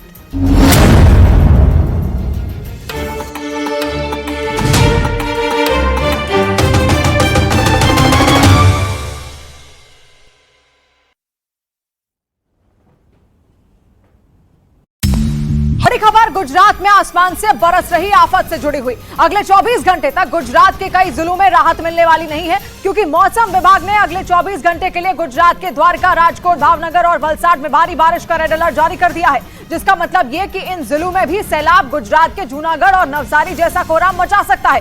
बीते 3 दिनों से हो रही मूसलाधार बारिश की वजह से इन दोनों जिलों में हाहाकार मचा हुआ है। नवसारी में हालात ऐसे हैं मानो सड़कों पर दरिया बह रहा हो, जबकि गिरनार की पहाड़ी से आए सैलाब ने जूनागढ़ में भी तबाही मचा दी है और बाढ़ ने वहां ऐसा तांडव मचाया कि शहर की सूरत बिगड़ गई और गिरनार पर्वत से आए सैलाब में 300 से ज्यादा गाड़ियां तबाह हो गई हैं। लहरों ने ऐसा प्रहार किया कि भारी भरकम गाड़ियां माचिस के डिब्बों की तरह बहती नजर आईं और ऐसा लगा मानो ये लहरें जूनागढ़ शहर का नामो निशान मिटाकर रख देंगी। वहां से सामने आए वीडियो में सड़कों और गलियों से तेज रफ्तार दरिया बहता दिखा। पानी का बहाव इतना तेज था कि जो भी रास्ते में आया वो उसके साथ बह गया। बड़ी बड़ी गाड़ियां तिनके की तरह पानी में बहती दिखी। स्कूटर और मोटरसाइकिल तो किसी खिलौने की तरह बहते दिखे। एक गाड़ी के ऊपर 3-3 गाड़ी आ गई है। इतना पानी का फोर था, इधर आदमी चल नहीं सकता था, सब उपले माले पे चले गए थे। बारिश के बाद आए सैलाब ने ऐसा कोहराम मचाया कि हर तरफ तबाही के निशान दिखने लगे। सैलाब की वजह से गाड़ियां एक दूसरे पर चढ़ गई, जिससे कई जगह सड़कें बंद हो गई। तेज बहाव में टक्कर की वजह से गाड़ियों को भारी नुकसान भी हुआ। एक अनुमान के मुताबिक जूनागढ़ में बाढ़ प्रभावित इलाकों में 300 से ज्यादा कारें पूरी तरह बर्बाद हो गई। और गुजरात के सिर पर मंडराता ये खतरा टला नहीं है, क्योंकि मौसम विभाग ने अगले 24 घंटों में वहां के कई जिलों में भारी बारिश का अलर्ट जारी कर दिया है। हालांकि बीते 3 दिनों से हो रही मूसलाधार बारिश ने गुजरात के कई जिलों में भयानक तबाही मचाई और ऐसा लगा कि गुजरात के शहरों में सुनामी आ गई हो। गुजरात के कई शहरों में मटमैले पानी का कब्जा दिखाई दिया। 3 दिनों से गुजरात में लगातार हो रही भीषण बारिश ने कुछ इलाकों में तो मानो प्रलय ला दी। जूनागढ़ और नवसारी में सैलाब ने सबसे ज्यादा कोहराम मचाया। इस बीच मौसम विभाग ने अगले 24 घंटे के लिए द्वारका, राजकोट, भावनगर और वलसाड में भारी बारिश का रेड अलर्ट जारी कर दिया। एक्सट्रीमली हैवी रेनफॉल भी हमने गुजरात रीजन में दे रखा है। गुजरात के मुख्यमंत्री भूपेंद्र पटेल ने हालात की समीक्षा के लिए एक बैठक की और आपदा प्रबंधन से जुड़े विभागों को अलर्ट कर दिया। और इस बीच गुजरात के राजकोट से हैरान करने वाला एक वीडियो सामने आया और वहां पर उफान मारती नदी में एक आदमी फंस गया, जिसके बाद उस आदमी की जान मुश्किल में पड़ गई, क्योंकि वो आदमी पानी के तेज बहाव के बीच उस नदी को पार करने की कोशिश कर रहा था, जिसका खामियाजा भी उसे भुगतना पड़ा, क्योंकि इलाके में भारी बारिश के बाद नदी में पानी का बहाव बढ़ गया, जिसका नतीजा ये हुआ कि वो सैलाब के बीच फंस गया। हालांकि वहां मौजूद लोगों की नजर जैसे ही उस पर पड़ी तो उन लोगों ने सूझबूझ से उस आदमी की जान बचा ली। वहीं गुजरात के जामनगर में भी भारी बारिश ने जमकर कहर बरपाया और वहां से सामने आए एक वीडियो में पूरा शहर सैलाब की गिरफ्त में नजर आया। वहां हो रही लगातार बारिश की वजह से जामनगर पानी पानी हो गया, जिसमें वहां का प्रसिद्ध खोडियार मंदिर सैलाब में डूबा नजर आया। बताया गया कि गुजरात के ऊपरी इलाकों में हो रही लगातार बारिश की वजह से वहां बहने वाली रंगमती नदी उफना गई, जिसके बाद उसके सैलाब ने जामनगर में तबाही मचा दी और नदी का पानी तेज बहाव के साथ किनारों को तोड़ता हुआ रिहायशी इलाके में भरने लगा और देखते ही देखते उस सैलाब ने पूरे जामनगर को अपने आगोश में समेट लिया। उफनती नदी की वजह से वहां के कई एकड़ खेत बाढ़ के पानी में समा गए। उधर हिमाचल प्रदेश के कई इलाकों में हुई भीषण बारिश लोगों के लिए परेशानी का सबब बन गई है। शिमला में भारी बारिश की वजह से आफत आ गई, जिसका एक खौफनाक वीडियो भी सामने आया, जिसमें पहाड़ का मलबा पानी के साथ तेजी से सड़कों पर बहता दिखा और इस मलबे में कई गाड़ियां डूबी हुई नजर आईं। मलबा पानी के साथ इतनी तेजी से बह रहा था मानो सड़क पर कोई नदी उतर आई हो। वहां आसमान से आफत के रूप में हुई बारिश ने कई इलाकों को पूरी तरह डुबो दिया। बारिश के पानी ने सड़कों और निचले इलाकों पर कब्जा कर लिया। सबसे बुरा हाल तो कलौटी इलाके का हुआ। वहाँ भारी बारिश की वजह से कई गाड़ियां या तो पूरी तरह डूब गयी या फिर बहकर दूर चली गयी। हालांकि इसकी जानकारी मिलने के बाद मौके पर प्रशासन की टीम पहुँच गयी, जिसके बाद सड़क पर से मलबा हटाने का काम शुरू कर दिया गया। और हिमाचल प्रदेश में एक बार फिर भारी बारिश का खतरा मंडराने लगा। मौसम विभाग ने वहां के कई जिलों में अगले 6 दिनों में भारी बारिश से बहुत भारी बारिश का अलर्ट जारी किया है, जिसका मतलब यह है कि आने वाले 6 दिनों में आसमान से एक बार फिर आफत बरसेगी। हालांकि बीते करीब 1 महीने से हिमाचल प्रदेश में हुई मूसलाधार बारिश ने ऐसी तबाही मचाई कि कई इलाकों में कोहराम मच गया। इमारतें मलबे में तब्दील हो गई तो पुल और सड़कें सैलाब में बह गए। इस बीच मौसम विभाग ने एक बार फिर वहां भीषण बारिश का अलर्ट जारी कर दिया। मौसम विभाग ने शिमला और सोलन समेत कई जिलों में भारी बारिश की संभावना जताई, जिसका मतलब ये कि पहले से ही भारी बारिश की मार झेल रहे हिमाचल प्रदेश के इन इलाकों में लोगों की मुश्किलें एक बार फिर बढ़ सकती हैं। मौसम विभाग के मुताबिक जुलाई महीने में सामान्य से करीब 109% ज्यादा बारिश हुई, जिसकी वजह से आई बाढ़ में 158 से ज्यादा लोगों की जान चली गई, जबकि 189 लोग घायल हुए। इस बीच हिमाचल प्रदेश के कुल्लू में मौजूद मलाड़ा बांध के गेट में आई खराबी से बड़ी तबाही की आशंका जताई गई है और ऐसा इसलिए क्योंकि वहां पर पानी का स्तर लगातार बढ़ने के बावजूद बांध के गेट समय से नहीं खुल पाए, जिसका नतीजा ये हुआ कि मलाड़ा बांध के ऊपर से सैलाब बहने लगा। वहां पानी का बहाव इतना खतरनाक दिखा कि आसपास के इलाकों में दहशत फैल गई, क्योंकि इस बांध के गेट खुल ही नहीं पाए, जबकि आमतौर पर पानी का स्तर बढ़ने पर ये गेट खोल दिए जाते हैं ताकि वहाँ पानी न रुके और आगे की तरफ बह सके। लेकिन तकनीकी खराबी की वजह से ऐसा नहीं हो पाया, जिससे वहां के हालात भयानक हो गए, क्योंकि पानी के भारी दबाव की वजह से बांध के टूटने का खतरा बढ़ गया। संभावना को देखते हुए हम लो लाइंग एरियाज को ऑलरेडी इवैक्यूएट कर रहे हैं। इस खतरे को देखते हुए बांध के आसपास लोगों को अलर्ट भी कर दिया गया। प्रशासन ने भरोसा दिया कि जल्द ही बांध के गेट में आई खराबी दूर कर ली जाएगी। इधर दिल्ली में यमुना का जलस्तर एक बार फिर खतरे के निशान के ऊपर पहुंच गया और बताया गया कि उत्तराखंड और हिमाचल प्रदेश के कई हिस्सों में लगातार हो रही भारी बारिश के बाद हथिनीकुंड बैराज से एक बार फिर पानी छोड़ा गया, जिसकी वजह से यमुना नदी का जलस्तर एक बार फिर आफत बन गया। कुछ दिनों पहले यमुना नदी में आई बाढ़ से दिल्ली अभी तक संभली भी नहीं थी कि एक बार फिर बाढ़ का खतरा मंडराने लगा, क्योंकि यमुना नदी का जलस्तर 206.56 मीटर तक पहुंच गया है, जो खतरे के निशान से ऊपर बताया गया।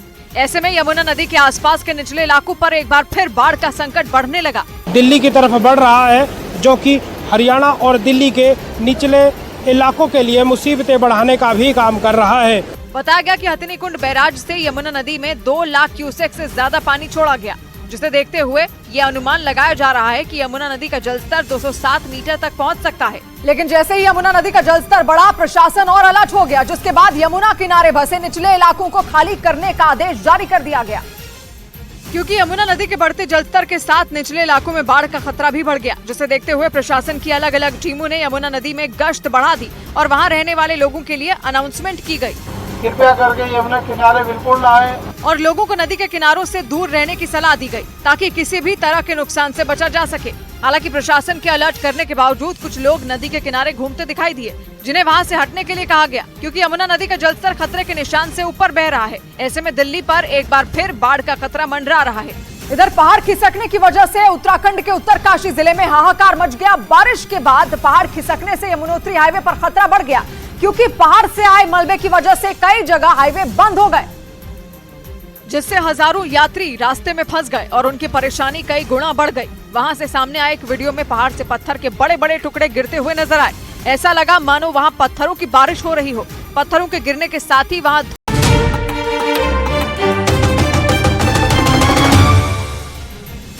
ब्रेकिंग न्यूज आ रही है रूस की राजधानी मॉस्को से। यूक्रेन ने मॉस्को में ड्रोन से एक बार फिर हमला कर दिया है। रूस ने आरोप लगाया कि यूक्रेन के ड्रोन मॉस्को में घुस गए हैं, जिसके बाद ड्रोन में हुए विस्फोटक से वहां 2 इमारतों को नुकसान पहुंचा। और बताया गया कि ड्रोन में हुआ धमाका इतना जोरदार था कि उसके कुछ टुकड़े रूस की रक्षा मंत्रालय की इमारत से सिर्फ 2 किलोमीटर दूर पाए गए और रूस ने इसे आतंकी हमला करार दिया है। हालांकि पुतिन की फौज के मुताबिक यूक्रेन जिस इमारत को निशाना बनाना चाहता था, उस पर वो हमला नहीं कर सका, क्योंकि ड्रोन को आसमान में ही ढेर कर दिया गया। और रूस के रक्षा मंत्रालय ने दावा किया कि मॉस्को में यूक्रेन ने ड्रोन से हमले की कोशिश की और बताया गया कि यूक्रेन के ड्रोन रूसी रक्षा मंत्रालय के करीब तक पहुंच गए। हालांकि इससे पहले ही वो कोई बड़ा धमाका कर पाते, उन्हें ढेर कर दिया गया, लेकिन इसके बावजूद ड्रोन में हुए विस्फोटक से 2 इमारतों को नुकसान पहुंचा।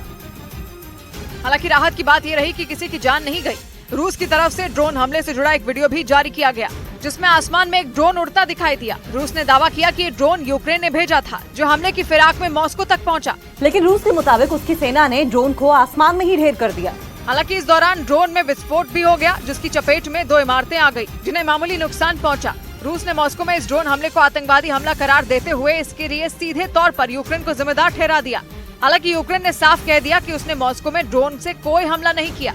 उधर अमेरिका की एक रिपोर्ट में दावा किया गया कि रूस ने यूक्रेन के जिन इलाकों पर कब्जा किया, वो धीरे धीरे उसके हाथ से छूटने लगे हैं। और अमेरिकी सरकार के सचिव एंटनी ब्लिंकन के मुताबिक रूस के जीते आधे से ज्यादा इलाकों पर दोबारा यूक्रेन की सेना ने अपना झंडा लहरा दिया और उन्हें पुतिन की सेना ने छीनकर उनके सैनिकों को वहां से खदेड़ दिया। अमेरिकी सरकार के सचिव एंटनी ब्लिंकन ने दावा किया कि यूक्रेन ने पिछले कुछ महीनों में ताबड़तोड़ हमले किए, जिससे उन्हें जबरदस्त फायदा हुआ। अमेरिकी रिपोर्ट के मुताबिक यूक्रेन ने शुरुआत में खोए करीब 50% हिस्से पर एक बार फिर से जीत हासिल कर ली है। मतलब जिन जिन जगहों को रूस ने जीता, उन्हें यूक्रेन ने दोबारा हथिया लिया। हालांकि अमेरिका ने यह भी दावा किया कि ये जंग जल्दी खत्म नहीं होने वाली, लेकिन जब तक ये जंग चलेगी तब तक अमेरिका यूक्रेन के साथ खड़ा होगा। इस बीच यूक्रेन ने आरोप लगाया कि रूस ने एक बार फिर ओडेसा में जोरदार हमला किया, जिससे वहां मौजूद कई ऐतिहासिक इमारतें तबाह हो गई। ज़ेलेंस्की ने दावा किया कि रूस की मिसाइलों ने वहां पर मौजूद 200 साल से भी ज्यादा पुराने एक चर्च को तबाह कर दिया, जिससे ओडेसा में रहने वालों का खून खौल गया। बताया गया कि यूक्रेन के ओडेसा में मौजूद इस चर्च को 1809 में बनाया गया था, जिस पर रूसी मिसाइलों का ऐसा कहर टूटा कि उसकी धज्जियां उड़ गईं। 50 будинки були пошкоджені, з них 25 пам'ятки архітектури. ज़ेलेंस्की ने आरोप लगाया कि पुतिन की सेना ने इस दौरान जानबूझकर ऐतिहासिक इमारतों को ही निशाने पर लिया, ताकि यूक्रेन के इतिहास को नुकसान पहुंचाया जा सके।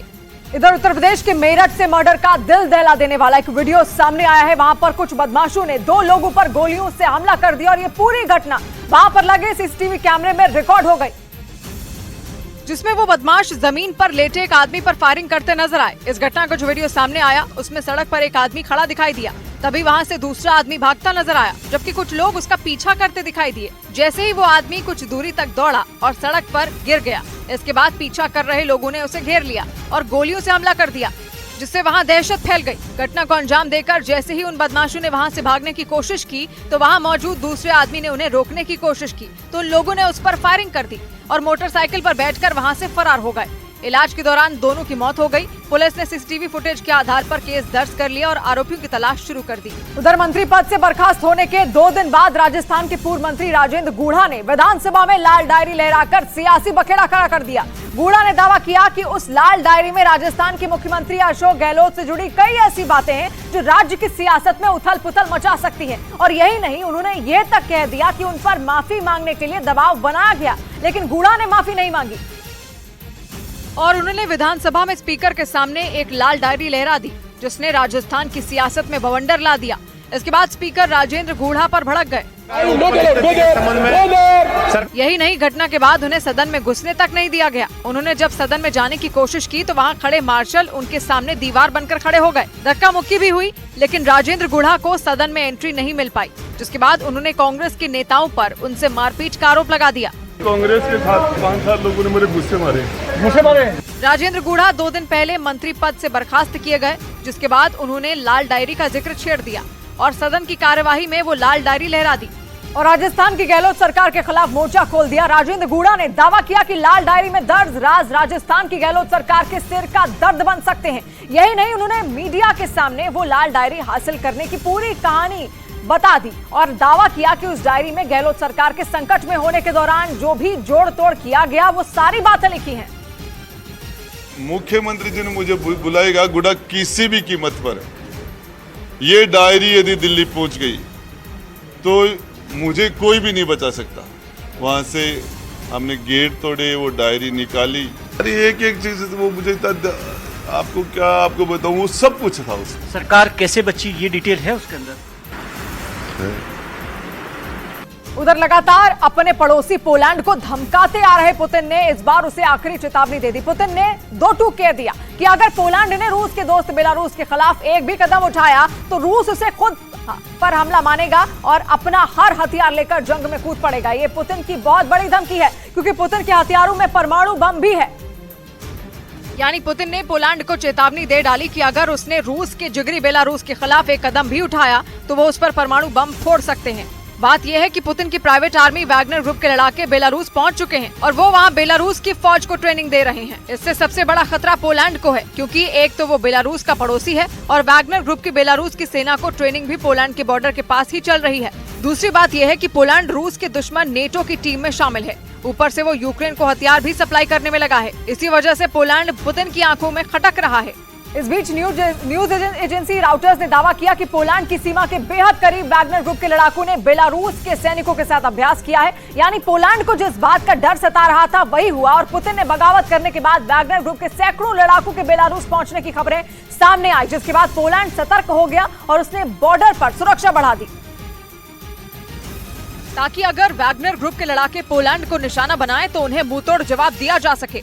लेकिन इतनी जल्दी वैगनर ग्रुप के लड़ाके तैयारी शुरू कर देंगे, इसके बारे में तो पोलैंड ने भी नहीं सोचा होगा। रॉयटर्स के मुताबिक बेलारूस के सैनिकों के साथ वैगनर ग्रुप के लड़ाकों ने पोलैंड की सीमा के करीब सैन्य अभ्यास किया। दावा किया गया कि उन्होंने बेलारूस के सैनिकों को ड्रोन से हमले की ट्रेनिंग भी दी। खबर के मुताबिक ये अभ्यास पोलैंड की सीमा से सिर्फ 5 किलोमीटर दूर बेलारूस में किया गया, जिसमें बख्तरबंद गाड़ियों का भी इस्तेमाल हुआ। हालांकि जैसे ही इसकी खबर पोलैंड को मिली वो और ज्यादा अलर्ट हो गया और उसने सीमा पर सैनिकों की संख्या बढ़ा दी। वहीं पश्चिमी मीडिया ने दावा किया कि पोलैंड की सीमा के करीब बेलारूस में सैन्य अभ्यास के दौरान वैगनर ग्रुप के लड़ाकों और बेलारूस के सैनिकों की भिड़ंत हो गई। कुछ दिन पहले ही ये खबर आई थी कि वैगनर के लड़ाके बेलारूस के सैनिकों को जंग लड़ने की ट्रेनिंग दे रहे हैं। लेकिन अब पश्चिमी मीडिया ने दावा किया कि बेलारूस के सैनिकों के साथ वैगनर ग्रुप लड़ाकों की भिड़ंत हो गई। बताया गया कि सैन्य अभ्यास के दौरान किसी बात को लेकर उनके बीच पहले मामूली बहस हुई, जो इतनी बढ़ गई कि वो एक दूसरे के ही खून के प्यासे हो गए। पुतिन से बगावत के बाद वैगनर ग्रुप के लड़ाके यूक्रेन जंग छोड़कर बेलारूस पहुंचे थे, जहां बेलारूस ने उनके रहने की पूरी व्यवस्था की। खबर के मुताबिक वैगनर के लड़ाकों के लिए अलग शिविर बनाए गए ताकि उन्हें किसी भी तरह की कोई दिक्कत ना हो। लेकिन अब दावा किया गया कि वैगनर ग्रुप के कुछ लड़ाके बेलारूस के सैनिकों से ही मारपीट करने पर उतारू हो गए। उधर पुतिन की प्राइवेट आर्मी वैगनर ग्रुप के लड़ाकों ने पोलैंड की तरफ बढ़ने की इच्छा जताकर बेलारूस की टेंशन बढ़ा दी। इस बात की जानकारी खुद बेलारूस के राष्ट्रपति अलेक्जेंडर लुकाशेंको ने पुतिन को मॉस्को में दी, जहां इन दोनों नेताओं ने मुलाकात की। वैगनर ग्रुप की बगावत के बाद पुतिन और लुकाशेंको के बीच ये पहली बैठक थी, जिसमें लुकाशेंको ने पुतिन को वैगनर ग्रुप के लड़ाकों की हरकतों से बढ़ी बेलारूस की परेशानी का मुद्दा उठाया। उनके मुताबिक रूस के विद्रोह के बाद बेलारूस में शरण लिए इन लड़ाकों ने पोलैंड की तरफ रवाना होने की इच्छा जताई, जिसका मतलब है कि अगर वैगनर के लड़ाके पोलैंड पहुंच गए, जो बेलारूस का पड़ोसी देश है, तो वहां भी यूक्रेन के बाद युद्ध का नया मोर्चा तैयार हो जाएगा।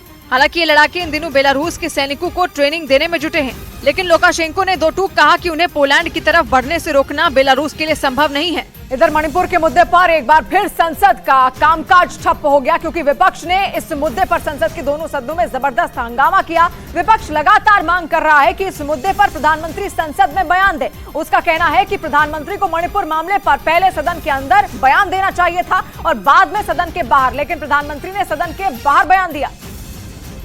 यही वजह रही मॉनसून सत्र का एक और दिन हंगामे की भेंट चढ़ गया। लोकसभा की कार्यवाही शुरू होते ही विपक्षी सांसद वेल में आ गए। कई ने तो स्पीकर की चेयर के सामने बैनर तक लहरा दिया और मणिपुर के मुद्दे पर नारेबाजी शुरू कर दी।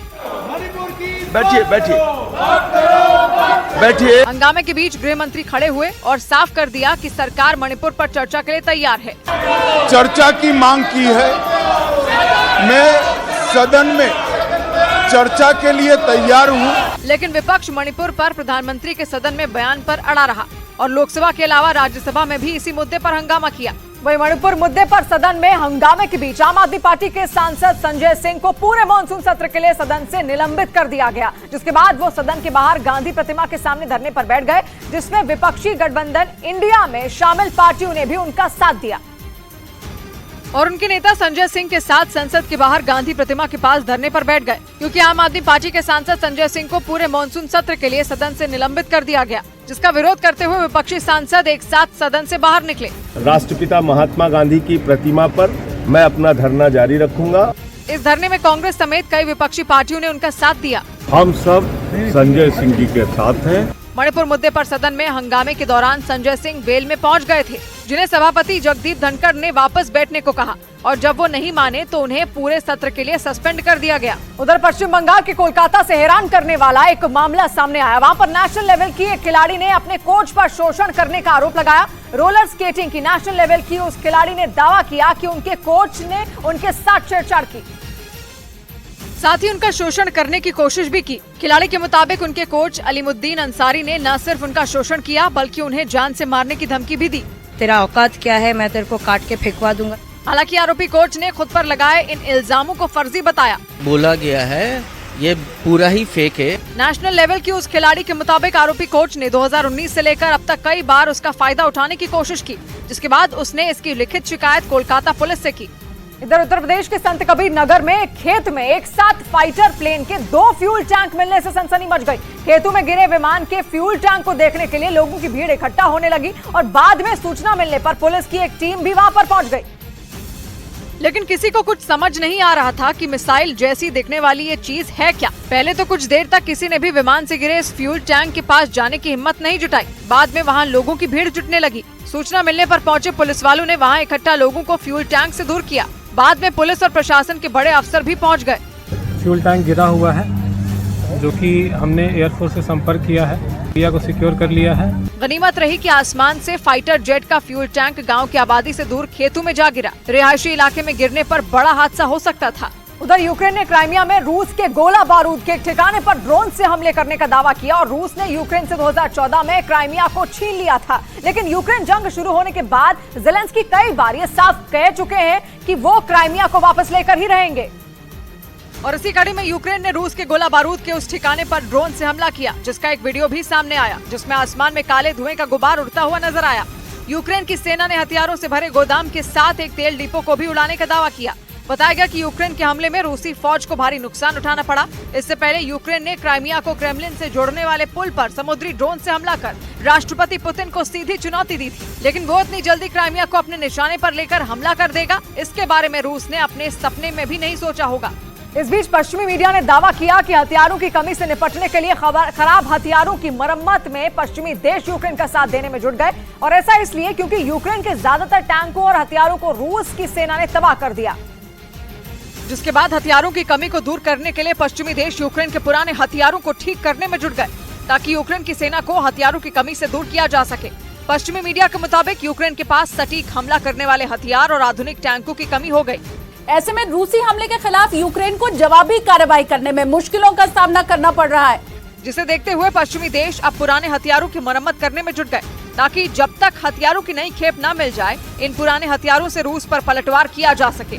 वहीं इंडोनेशिया के सुलावेसी में नाव पलटने से 15 लोगों की मौत हो गई है, जबकि 19 लोग लापता हो गए। इंडोनेशिया पुलिस के मुताबिक नाव पर 40 लोग सवार थे, तभी वो नाव हादसे का शिकार हो गई। घटना की जानकारी मिलने के बाद इंडोनेशिया पुलिस की कई टीमें बोट के साथ वहां पहुंच गई, जिसके बाद रेस्क्यू ऑपरेशन चलाकर समंदर में डूबे शवों को बाहर निकालने का काम शुरू किया गया। लेकिन पानी के तेज बहाव के बीच शवों को बाहर लाना आसान नहीं था, तभी पुलिस के कई जवान बोट से समंदर में कूद गए, जिसके बाद एक एक कर सभी शवों को बाहर निकाला गया। Dunia 15 orang, selamat 6 orang, dalam pencarian 19 orang. Police ने इस हादसे में घायल हुए लोगों को अस्पताल में भर्ती कराया, जबकि शवों को पोस्टमार्टम के लिए भेज दिया।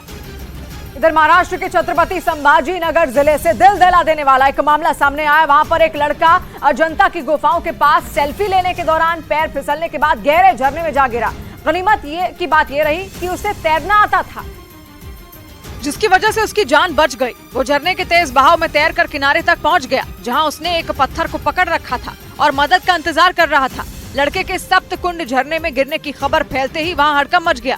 वहां मौजूद उसके 4 दोस्तों ने फौरन इस हादसे की सूचना पुलिस को दी, जिसके बाद पुलिस ने बचाव दल की मदद से काफी मशक्कत के बाद रस्सी के सहारे उस लड़के को गहरे झरने से बाहर निकाल लिया। बताया गया कि वो अपने 4 दोस्तों के साथ अजंता की गुफाओं को देखने वहां पहुंचा था, लेकिन तभी अजंता की गुफाओं के सामने सेल्फी लेने के चक्कर में वो खाई में जा गिरा।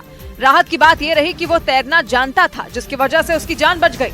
उधर छत्तीसगढ़ के नारायणपुर से हैरान करने वाला एक मामला सामने आया। आरोप है कि वहां पर कांग्रेस के छात्र संगठन NSUI के एक कार्यकर्ता ने एक सरकारी कर्मचारी को बुरी तरह पीटा।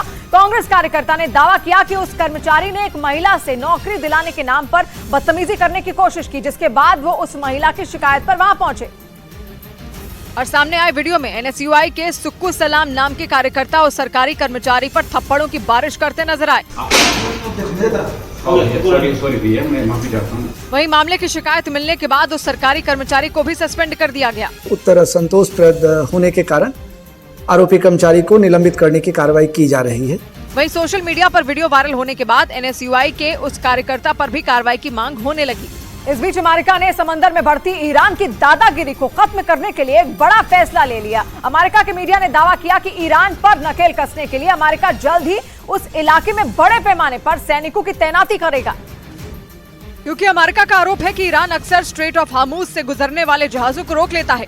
ईरान के करीब मौजूद ये इलाका अंतर्राष्ट्रीय व्यापार का अहम रूट है। दुनिया में होने वाली कच्ची तेल की रोजाना सप्लाई का 20% हिस्सा स्ट्रेट ऑफ हार्मूज से होकर गुजरता है। और अमेरिका का आरोप है कि ईरान वहां अक्सर उनके जहाजों को रोककर लूट लेता है। यही वजह रही कि ईरान से निपटने के लिए अमेरिका ने अपनी नौसेना की एक बड़ी टुकड़ी और कई घातक हथियार वहां तैनात करने का फैसला ले लिया।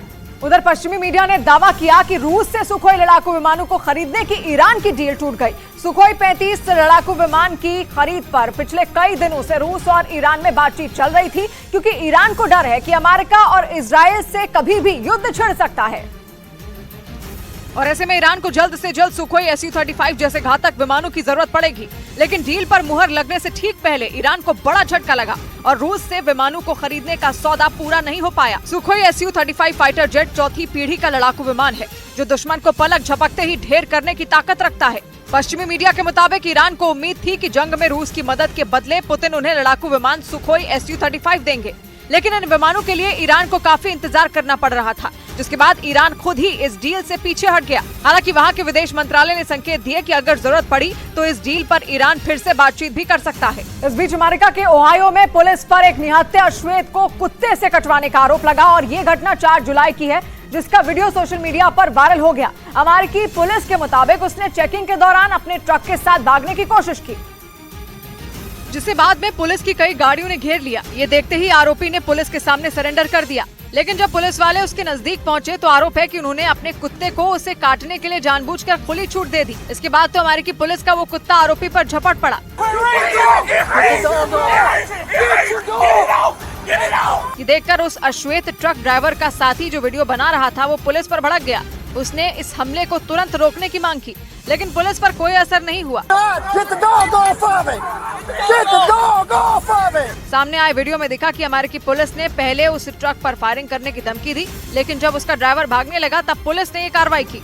उधर अमेरिका से बढ़ते तनाव के बीच उत्तर कोरिया ने प्रशांत महासागर में क्रूज मिसाइलों की बारिश कर दी। अमेरिका से नाराज उत्तर कोरिया ने एक बार फिर अपनी ताकत दिखाई। किम जोंग उन की तरफ से ताबड़तोड़ मिसाइलों का यह परीक्षण तब किया गया जब परमाणु हथियारों से लैस एक अमेरिकी पनडुब्बी दक्षिण कोरिया पहुंची। लेकिन जैसे ही इसकी भनक किम जोंग उन को लगी, वो आग बबूला हो गए। दक्षिण कोरिया के मुताबिक गुस्साए किम ने तुरंत ताबड़तोड़ मिसाइलों का परीक्षण किया, जिसके बाद अमेरिका और उत्तर कोरिया के बीच तनाव चरम पर पहुंच गया। किम जोंग उन लगातार अमेरिका और दक्षिण कोरिया को धमकी देते आए हैं, लेकिन इसके बावजूद अमेरिका पीछे नहीं हटा। उसने परमाणु हथियारों से लैस अपनी खतरनाक पनडुब्बी को दक्षिण कोरिया भेज दिया। लेकिन इसके बाद किम जोंग उन ने तुरंत खतरनाक मिसाइलों का परीक्षण कर ये बता दिया कि वो अमेरिका की पनडुब्बी से डरने वाला नहीं। वही खबर है कि अपने पड़ोसी और दुश्मन उत्तर कोरिया को टक्कर देने के लिए दक्षिण कोरिया ने एक बैलिस्टिक मिसाइल बना ली और अमेरिका की media company the defence post ने दावा किया कि दक्षिण कोरिया इसी साल अपनी इस मिसाइल का निर्माण भी शुरू करने की तैयारी में है, जिसे दक्षिण कोरिया अपने एक खास जंगी जहाज पर फिट करेगा ताकि उत्तर कोरिया के शासक किम जोंग उन के परमाणु जखीरे को मिट्टी में मिलाया जा सके। दक्षिण कोरिया की ये नई मिसाइल 3000 किलोमीटर दूर तक वार कर सकती है और उसकी रफ्तार 12,348 किलोमीटर प्रति घंटा के आसपास है। बताया गया कि दक्षिण कोरिया की मिसाइल दुश्मन के अंडरग्राउंड अड्डों को तबाह कर सकती है। ये बहुत बड़ी ताकत है क्योंकि किम जोंग उन ने जमीन के अंदर 7000 से ज्यादा ऐसे अड्डे बनाए हुए हैं जहाँ उनकी खतरनाक मिसाइलें बनाई जाती है और रखी जाती है। दावा यह भी है कि दक्षिण कोरिया की मिसाइल न्यूक्लियर मिसाइलों के बेस भी उड़ा सकती है। उधर यूरोप के देश ग्रीस की राजधानी एथेंस के जंगलों में लगी आग से लोग बेहाल हो गए। जंगलों में लगी आग की वजह से वहां गर्मी ने पिछले 50 साल का रिकॉर्ड तोड़ दिया। वहां तापमान 40 डिग्री सेल्सियस से ऊपर पहुंच गया, लेकिन अभी लोगों को गर्मी की और ज्यादा मार झेलनी पड़ सकती है क्योंकि आग तेजी से फैल रही है। आग ने वहां एक द्वीप को भी अपनी चपेट में ले लिया, जिसके बाद वहां लपटों ने सब कुछ जलाकर राख कर दिया। जंगलों में लगी आग का जो वीडियो सामने आया, उसे देखकर ऐसा लगा मानो वहां कोई ज्वालामुखी फूट गया हो। चारों तरफ सिर्फ ऊंची ऊंची लपटें दिखाई दी। हालांकि आग को बुझाने के लिए दमकल कर्मी पूरी ताकत से जुटे हैं, लेकिन आग के तांडव को अब तक शांत नहीं किया जा सका। वहां हालात कितने ज्यादा खराब हो गए हैं, इसका अंदाजा इस बात से लगाया जा सकता है कि सेना को भी मैदान में उतार दिया गया। वहां कई जगहों पर भीषण आग की वजह से आसमान में धुएं का ऐसा गुबार छाया कि विमानों की उड़ानें भी प्रभावित हो गईं। इस बीच पश्चिमी मीडिया ने दावा किया कि वैगनर ग्रुप के चीफ ने अफ्रीकी देशों में जाकर ताकत जुटाने की हुंकार भरी। पुतिन ने बगावत के बाद पहली बार वैगनर ग्रुप के मुखिया येवगेनी प्रिगोजिन का एक वीडियो सामने आया, जिसमें उन्होंने यूक्रेन जंग से हटकर अफ्रीकी देशों में जाने की बात कही है। 2018 से अफ्रीकी देशों में वैगनर ग्रुप कई तरह के ऑपरेशन चला रहा है, लेकिन जब पुतिन ने यूक्रेन जंग शुरू की तो वैगनर ग्रुप के सैकड़ों लड़ाके यूक्रेन पहुंच गए, जहां उन्होंने ज़ेलेंस्की की सेना पर जमकर कहर ढाया। लेकिन अब पश्चिमी मीडिया के मुताबिक वैगनर ग्रुप के मुखिया येवगेनी प्रिगोजिन ने यह ऐलान कर दिया कि उनके लड़ाके यूक्रेन जंग नहीं लड़ेंगे। बताया गया कि उन्होंने ये भी कह दिया कि उनका पूरा ध्यान अफ्रीकी देशों पर होगा। यानी एक बार फिर वैगनर ग्रुप ने अफ्रीकी देशों में कहर ढाने की पूरी तैयारी कर ली। वैगनर ग्रुप के लड़ाकों को मौत बांटने के लिए ही जाना जाता है। 2018 से वैगनर ग्रुप कई अफ्रीकी देशों में अपने ऑपरेशन चला रहा है, लेकिन आरोप है कि वैगनर ग्रुप के लड़ाके आम लोगों पर भी कहर ढाने से पीछे नहीं हटते। कितने आसान सबके सफर हो गए, कितने आसान सबके सफर हो गए, रेत पर नाम लिखकर अमर हो गए। सौगात की एक बात कही विजय ने, ये जो कुर्सी मिली क्या करिश्मा हुआ, अब तो दुश्मन भी लगते जिगर हो गए। तो मिलते हैं कल, घड़ी जब इशारा करेगी 9 बजे रात का, वक्त होगा सौगात की एक बात का।